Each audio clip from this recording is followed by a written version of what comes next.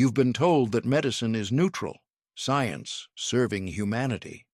Yet across the Muslim world, clinics echo with whispered fatwas. Is vaccinating your child an act of faith or betrayal?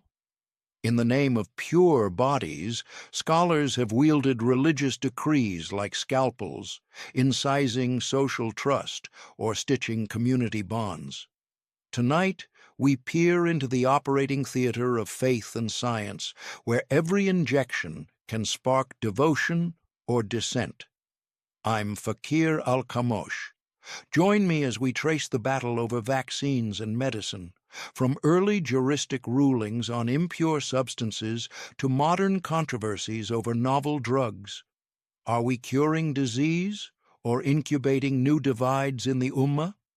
Najasa versus halal. Classical jurists grappled with ritual impurity, blood, pus, animal byproducts. They ruled that necessity, darura, permits otherwise forbidden substances. A toxic antidote trumps ritual cleanliness. Yet centuries later, that same principle fuels furious debate when ingredients trace back to porcine enzymes or controversial cell lines. Darura and mafasik. The Quran, 2:173, allows forbidden food in life or death scenarios. Early medical fatwas invoked this verse for surgical procedures and potent remedies. The key question: when does preventive vaccination, a proactive measure, qualify as necessity rather than optional intervention? 4 madhahib, 4 approaches. Hanafa emphasized public welfare, maslaha, generally approving vaccines under physician guidance. Malik focused on custom, urif. If local practice embraced inoculation, it became permissible. Shafi applied strict textualism but allowed necessity exceptions, leading to guarded acceptance. Hanbal varied by region. Some jurists resisted novel interventions, others recognized prophetic medicine's spirit. The jurist wields divine text to navigate unseen microbes, but what happens when his decree collides with evolving science? If faith claims final say over the body's chemistry, does medicine become a battleground for spiritual authority rather than a realm of healing? From polio to measles, HPV to COVID-19, immunization has saved millions. Yet across mosques and social feeds, fatwa scrolls ignite fear. Is injecting suspected impure substances an affront to God's creation? In this part, we dissect the fiercest contemporary rulings, how they arose, who backed them, and why they spread like contagion, fracturing trust between imam, physician, and patient. Ingredient ethics. Some vaccines use gelatin derived from pigs to stabilize formulas. Jurists opposing these vaccines cite najasa gulfiya, hidden impurity, and argue that any ingestion, even via injection, violates Quranic injunctions. They condemn reliance on modern chemical miracles that mask forbidden elements. Counterarguments. Leading fatwa councils, Dar al-Ifta al-Misriya, Majma al-Fiqh al-Islami, invoked darura and transformation, istihala, asserting that biochemical processes nullify original impurity. When consumed as medicine, stabilizers cease to resemble their source, thus permissible, even commendable for preserving life. High-profile edicts. In 2021, a coalition of Gulf muftahs declared mRNA vaccines originally free of impure substances, urging all eligible believers to vaccinate. Simultaneously, fringe scholars in parts of South Asia and East Africa labeled the shots Western plots, fueling mass refusal. Their sermons fused conspiracy tropes, tracking chips, DNA alteration, with religious rhetoric, framing vaccines as tests of faith. Social media amplification, hashtags like #vaccine haram and #halal shots trended on Twitter and Telegram. Influencers reposted video fatwas with sensational titles, "Shot" or "Shirk," and memes comparing vials to beer bottles. Algorithms rewarded outrage over nuance, multiplying mistrust and driving believers away from clinics. Islamic medical associations, groups like the International Islamic Fiqh Academy, collaborated with WHO and national health ministries to produce joint decrees, "Vaccination is Duty," later supported by eminent scholars. They published multilingual briefs explaining vaccine ingredients, approval processes, and religious permissibility. Grassroots clinics. In Malaysia and Indonesia, mosque-based pop-up vaccination drives featured imams alongside healthcare workers offering real-time Q&A. These halal health hubs restored confidence, showing faith leaders and doctors united in saving lives. Yet in regions without such partnerships, the void filled with whispers, rumors, and outright bans. Charismatic dissent.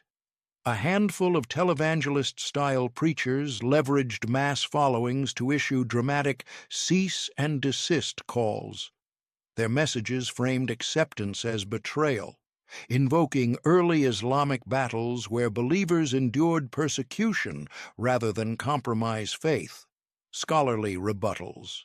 Academic credentialed ulama responded with detailed fatwa papers citing pharmacopoeia, clinical trial data, and classical juristic principles. But their dense language failed to penetrate sensationalist soundbites, leaving many believers swayed by emotional appeal over measured analysis. Faith in uncertainty. Vaccination is a calculated risk. Benefit outweighs rare side effects. But religious absolutism demands certainty. When divine decree is invoked to reject scientific probability, believers confront a paradox. Must faith reject uncertainty, or can it embrace provisional knowledge as part of trust in God's mercy? Authority and autonomy. At stake is the believer's agency. Do you obey a fatwa you trust, or a doctor you fear? When authority figures clash, the community fragments into camps of true believers and medical heretics, echoing ancient schisms over doctrine rather than life and death choices. When fatwas declare vaccines haram, they do more than reject medical science.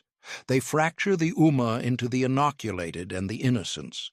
As entire communities shun clinics, they build invisible walls, gated health deserts where disease spreads unchecked, and vulnerable elders, children, and immunocompromised suffer the toll. Today, we map these parallel societies and ask, does fear of impurity become a new plague within our own ranks? Clinic closures and boycotts. In regions where influential clerics mobilize against vaccinations, local clinics see patient numbers plummet. Pharmacies avoid stocking polio or measles vaccines, fearing boycott or violence. Over time, these areas resemble health ghettos, sterile inside but deadly corridors for pathogens to thrive. Underground networks. Desperate families resort to secret inoculation circles, underground pediatricians operating after midnight. These clandestine efforts save lives, but children live like fugitives, and the community's bond to official health systems irreparably frays. Children left behind. Measles outbreaks spike among unvaccinated clusters, causing preventable blindness and brain damage. In Afghanistan and parts of Nigeria, fatwa-driven refusals have measles and polio resurged, landing infants in iron lungs or hospice-like wards. The very young, unable to consent or dissent, bear the brunt of doctrinal disputes. Elders and immunocompromised. Those with weakened immune systems rely on herd immunity, but as protective barriers crumble, they face heightened risks. Faithful elders who once taught us creed now confront mortal peril because their community's fear outweighs communal care. Shaming and ostracism. Vaccine supporters branded as infidels or agents of Western plots face social shaming. Their children are barred from madrasa classes. Shopkeepers refuse service. An invisible marker, scarlet letter of inoculation, defines friend from foe, believer from heretic. Economic consequences. Parents with vaccinated children endure higher health care costs, traveling to distant cities, paying bribes for clandestine shots. Meanwhile, entire neighborhoods suffer loss of productivity as families tend to sick members, plunging communities deeper into poverty. Madrasa-led health drives. Progressive seminaries repurpose fatwa halls into health education centers, inviting local doctors to teach vaccination science. They frame immunization as an act of maslahah, public interest, and rahmah, mercy, reclaiming religious authority in service of life. Youth-led advocacy. Young Muslims, tech-savvy and global-minded, launch social media campaigns, #VaxForUmmah, countering misinformation with prophetic hadiths about preserving life. Their grassroots mobilization emboldens moderate voices and rebuilds trust in health systems. When a community chooses purity over protection, does it honor faith or abandon stewardship? A body free of impurity but rife with disease is a paradox, rejecting minor ritual contamination while inviting mortal harm. True piety safeguards both soul and body, yet fear turns purity into paralysis, fracturing the ummah more than any external adversary ever could. When imams clash over purity, it's often not just theology at work, but geopolitics wielding vaccines as instruments of influence. Governments and global agencies shape religious narratives, deploying soft power fatwas or strategic partnerships to steer communities toward or away from immunization. In this deep dive, we expose how statecraft and health diplomacy co-opt faith, forge alliances with clerics, and sometimes weaponize purification doctrines, raising the question, does international help heal the ummah or bind its conscience to foreign agendas? State-sanctioned endorsements. In Malaysia, the government's Ministry of Health worked directly with national muftur offices to issue a joint fatwa declaring all routine childhood vaccines darur, essential. Televised addresses by the Grand Muft, funded by state media, framed vaccination as an act of worship aligned with hifz al-nafs, preservation of life. This strategic alliance quelled much local hesitancy, but critics argue it blurred lines between religious independence and political mandate. Gulf philanthropy. Saudi-funded Islamic charities shipped polio vaccines into remote Pakistani valleys, enlisting tribal elders and clerics to bless each vial.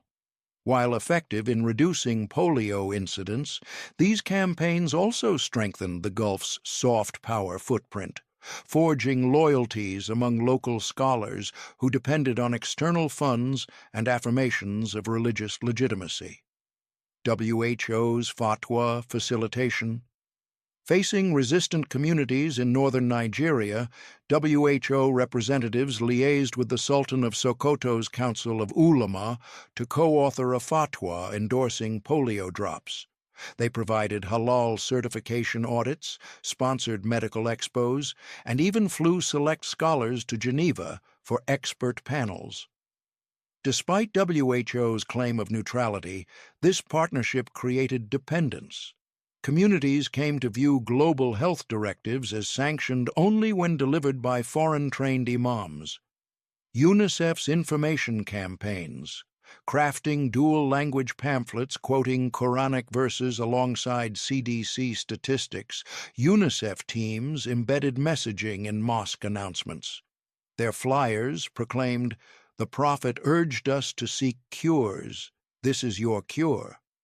However, blending scripture with external data risked perception that religion had become a vector for Western agendas, fueling conspiracies about neo-colonial medicine. OIC's Health Council, the Organization of Islamic Cooperation's health arm, convened a Jurisprudence and Vaccination symposium in Jeddah, inviting scholars from 57 member states. Their 2015 Jeddah Declaration urged harmonization of halal standards for vaccine ingredients, aiming to ease cross-border importation. But the declaration's non-binding status and lack of enforcement mechanisms meant that some governments embraced it for prestige, while others ignored it, leaving public confusion unresolved. GCC unified messaging. Gulf Cooperation Council countries pooled resources to fund a pan-Arab media blitz for MMR and COVID-19 vaccines. Arabic language talk shows featured royal family members receiving shots publicly, clerics offering live blessings, and celebrity imams delivering sermons from Mecca's Grand Mosque courtyard. The spectacle boosted uptake in urban centers, but alienated rural peripheries suspicious of elite-driven campaigns. State distrust fuels extremism. Where governments have heavy-handedly imposed vaccine mandates citing public health, communities sometimes recoil, seeing mandates as echoing colonial-era coercion. In parts of Sudan and Eritrea, where immunization drives were accompanied by security forces, extremist groups capitalized on grievances, painting vaccines as tools of state surveillance or demographic engineering. Opposition politicians. In countries like Indonesia and Bangladesh, political rivals seized on vaccine controversies to undermine incumbents. Opposition leaders courted conservative clerics, endorsing anti-vax fatwas to mobilize votes among devout constituencies. Health policy morphed into electoral battleground, further polarizing religious and secular blocs. When states dictate matters of conscience under the guise of public welfare, they tread a perilous line between protection and paternalism. The ideal of hifz al-nafs demands collective action to safeguard life, but whose voice guides that action? If global agencies and governments co-opt religious authority to enforce health measures, do they serve the ummah's well-being or subjugate its spiritual autonomy? True care must respect both body and belief, not compromise one for the other. In the yawning gap left by state health systems mistrusted or inaccessible, shadowy networks of faith-driven healers rise. From backyard herbalists endorsed by local imams to clandestine clinics promising prophetic remedies, these parallel medicinescapes claim divine sanction even as they skirt scientific scrutiny. Today we venture behind their veils to ask, are these sacred cures a balm for wounded trust, or a contagion of quackery that preys on the faithful's fear and desperation? Herbalist imams. In neighborhoods where official clinics turned away the unvaccinated or demanded strict paperwork, charismatic preachers opened their living rooms as healing shrines. They prescribe prophetic herbs, black seed oil, Zamzam water infusions, claiming them to be cures blessed by Sunnah. Word of mouth swells their reputations, and soon a single jar of oil becomes a black market commodity. The faith healer's certification. Without formal training, these healers often brand themselves with handmade certificates stamped by sympathetic scholars. A murky network of endorsements circulates online, conferring legitimacy on anyone with the right patron or viral video. Pop-up pharmacies.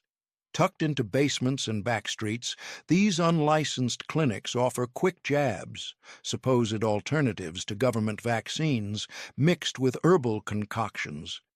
Patients queue in secrecy, trusting whispered assurances that the prophet's remedy outperforms any factory-made vial.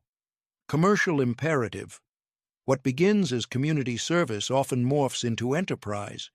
Healers sell booster doses at inflated rates, package protection kits with amulets and prayer cards, and even hawk certificates of spiritual immunity that promise divine coverage against disease and misfortune. Telehealing sessions. Live-streamed seances merge Quranic recitation with guided inhalations of herbal vapors. Followers donate generously for digital healing tokens that unlock private prayer chambers. Algorithms propel these broadcasts to susceptible audiences, underscoring desperation over discernment. Viral testimonials, video clips of miraculous recoveries, cancer remissions, Parkinson's tremors stilled, circulate unverified but powerful. Each narrative stitches emotional urgency into communal identity, making skepticism taboo and doubt an act of betrayal. Informal referrals. Some licensed doctors quietly partner with faith healers, referring hesitant patients to shadow clinics to ease their minds. This tacit collusion blurs ethical lines. Medical professionals abet unregulated practices to maintain rapport, yet perpetuate cycles of misinformation and risk. Collision course. When complications arise, undiagnosed infections, toxic reactions, patients return to formal hospitals in crisis. The medical establishment, already wary of conspiracy-tinged communities, treats them as skeptics rather than victims, deepening mistrust. Bloodborne hazards. Ritualistic cupping and unsterile injections spread more than hope. They incubate hepatitis, HIV, and antibiotic-resistant bacteria. A single contaminated needle can ignite outbreaks that no government campaign can easily contain. Financial exploitation. Desperation turns wallets inside out. Families exhaust savings chasing panaceas, worst when a promised cure fails. The healer's promise of divine compensation replaces legal recourse, leaving victims stranded between faith and fraud. Divine mercy or mercenary scheme? These folk remedies invoke sacred texts to cloak commerce in sanctity. When prophetic whispers become prophet pitches, the line between servant of God and peddler of snake oil vanishes. True compassion heals without exploitation, yet in these shadow clinics, the divine and the dubious merge, and faith becomes both bullet and balm. When shadow clinics flourish and fatwas flare, it's not only individual bodies at risk, it's the entire fabric of public health. Outbreaks once quelled can roar back, national immunization schedules stall, and global eradication goals collapse. In this segment, we trace the ripple effects from hidden healers to international relief efforts, exposing how sanctified suspicion sabotages science and endangers the vulnerable worldwide. Polio's return. In pockets of resistance, northern Nigeria, parts of Pakistan, polio, once on the brink of eradication, resurged. Children crippled for life, vaccination teams attacked, and the World Health Assembly's target dates slipped further into the future. Each cluster of refusal became a breeding ground, undermining decades of progress and forcing emergency redeployment of resources. Measles clusters. In Europe and North America, communities influenced by fatwa-inspired anti-vax movements saw measles cases spike. Airports became conduits for infection. Unvaccinated travelers sparked local outbreaks that spread in schools and mosques alike. The illusion of safety and privileged bubbles collapsed under the weight of collective vulnerability. mandatory versus voluntary. Governments torn between respecting religious freedom and enforcing health mandates find themselves paralyzed. In Indonesia, attempts to mandate childhood vaccines sparked street protests led by conservative clerics, forcing officials to retreat and rely instead on voluntary campaigns, leaving coverage rates stagnant. Quarantine controversies. When unvaccinated individuals are quarantined, critics decry state tyranny, framing isolation as persecution akin to colonial internments. Legal challenges arise, public health orders are stalled in court, and case numbers climb, all because the language of purity turns civic duty into civil disobedience. Cost overruns. Nations must allocate extra funding for outbreak containment, emergency immunization drives, hospital beds, and isolation wards, diverting budgets from other pressing needs like maternal care or chronic disease programs. This strain disproportionately harms low-income countries, where every diverted dollar can mean the difference between life and death in other arenas. Erosion of aid. Credibility. International NGOs that partner with health ministries become targets for conspiracy theories. They're funded by Zionists. They serve corporate interests. Aid convoys guarded by UN blue helmets are greeted with suspicion, hindering distributions of not just vaccines, but vital food and clean water supplies. The mantle of humanitarianism tarnishes under the shadow of theological distrust. Engagement versus enforcement. Agencies like WHO debate whether to engage critical clerics through dialogue or to bypass them entirely, risking alienation of communities. Each approach carries peril. Engagement can be seen as compromising principles. Enforcement can fuel radicalization and deepen resistance. Collaborative innovation. Some programs embed local imams into health task forces, training them as faith health ambassadors who can contextualize medical facts within religious narratives. Success stories emerge where half-day workshops in mosque courtyards transform skeptics into vaccination champions, proving that respect rather than reprimand rebuilds trust. When the faithful refuse vaccines in the name of ritual purity, they paradoxically pollute the social body, eroding herd immunity and endangering children, the elderly, and immunocompromised who cannot choose. The sacred becomes a spear that wounds the communal flesh. True mercy, rahmah, demands vulnerability, opening hearts to science's uncertainty in pursuit of life. Yet fear of contamination has erected barriers that crisis alone may not dismantle. In the shadows of fear and rumor, ignorance thrives, and where ignorance thrives, disease follows. Yet education need not be a dull lecture hall. When faith and learning unite, they become a beacon that dispels darkness. In this penultimate chapter, we explore how imams, teachers, and community leaders can transform mosques and madaris into hubs of critical thinking, equipping believers not only with hadith and fiqh, but with the tools to question, research, and choose life over legend without ever betraying their faith. From monologue to dialogue. Traditional khutbahs often preach doctrine in a one-way flow. Imagine transforming them into interactive forums, brief scientific demonstrations, live Q&A with local health workers, and storytelling, survivors sharing how vaccines saved their children. These dynamic sermons respect ritual while planting seeds of curiosity. Thematic series. Instead of a once-a-year health day, mosques can host monthly series linking Quranic verses on knowledge, ilm, with practical medicine. Early sessions unpack classical juristic principles on necessity.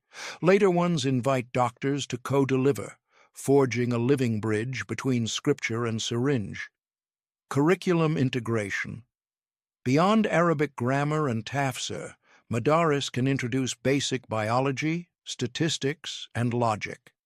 Students learn to read vaccine trial charts, understand risk percentages, and critically evaluate online claims, skills that empower them to spot misinformation.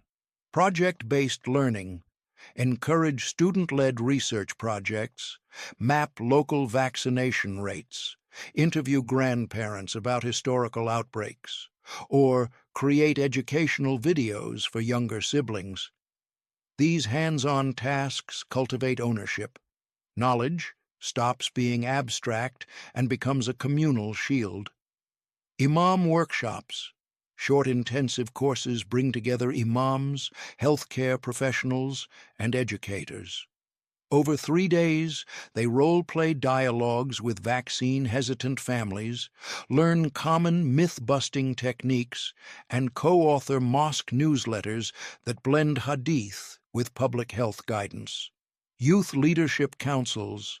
High school and university students form councils under mosque patronage, tasked with designing campus awareness campaigns. They organize peer-to-peer workshops, digital challenges, #ScienceSooner, and off-campus pop-ups at cafes and libraries, outreach that makes faith relevant to modern seekers. Community podcasts and webinars. Local imams team up with tech-savvy volunteers to produce short bilingual podcast episodes, fiqh and flu shots, hadith and herd immunity, available on WhatsApp, YouTube, and regionally popular apps. By meeting listeners where they are, these series pierce algorithmic bubbles that favor sensationalism. Interactive mobile apps. An app co-developed by Islamic scholars and epidemiologists offers daily reminders, debunks myths with searchable Q&A, and uses gamification, earning halal health badges for tracking completed information modules. Gamified quizzes on fiqh principles applied to medicine foster engagement in all ages. University partnerships. Islamic studies departments partner with public health schools to host joint lecture series, Scripture and Science, where theology and epidemiology students co-present research. These academic bridges model respectful dialogue and demonstrate that faith and reason need not be adversaries. Interfaith health coalitions. Muslim, Christian, Hindu, and secular organizations co-host community fairs featuring free screenings, vaccination booths, and panel discussions. Faith leaders unite around the common goal of preserving life, diluting the narrative that vaccines are an imposition from others. Pre- and post-intervention surveys. Conduct anonymous polls before and after mosque-led workshops to gauge changes in attitudes, understanding of necessity doctrine, and willingness to vaccinate. Data drives continuous refinement. Programs that falter are retooled, while successful modules scale to neighboring communities. Narrative metrics. Track personal testimonials collected through community newsletters and social media, stories of families who overcame hesitation, elementary students teaching parents, or elders praising the integration of faith and medicine. These qualitative indicators illuminate the human heart behind the statistics. Knowledge is an act of worship when pursued with humility. By embedding scientific literacy within the framework of Tawhid, the ummah reasserts God's command to seek knowledge from cradle to grave, attributed. Education that respects both heart and mind dismantles the fear of impurity, revealing that true piety embraces the medicines God placed in creation to heal His servants. We've journeyed through juristic texts, modern fatwas, shadow clinics, and educational revolutions. Now, at the crossroads of fear and faith, lies a final question. Will the ummah choose to vaccinate its body and liberate its conscience, or retreat into the comfort of ritual purity at the cost of collective well-being?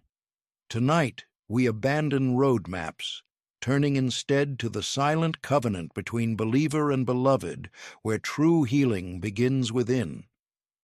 Every prick of the needle is an act of intention, nia.